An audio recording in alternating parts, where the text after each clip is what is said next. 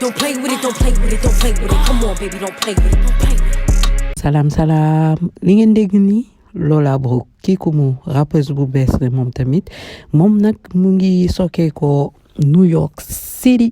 moom tamit dafa bokk ci nouvelle vague u hip hop des États-Unis te léegi lan moo xew xale bu jigéen bi daal mu ngi def buzz bu ngand parce que dafa xaw a sauvage te en plus def na benn featuring il y a pas longtemps ak ñaari yeneen rappeuses yoo xam ne dinañ wax ci ñoom inchallah Lola Brooke en ce moment mu ngi commencé di ñëw nànk-nànk nit ñaa ngi commencé di wax ci ay waxam est-ce que duñu déglu sax partie laato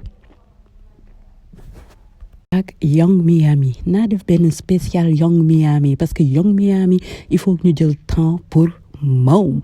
tamit rappeuse u City Girl benn groupe la dinañ ci wax plus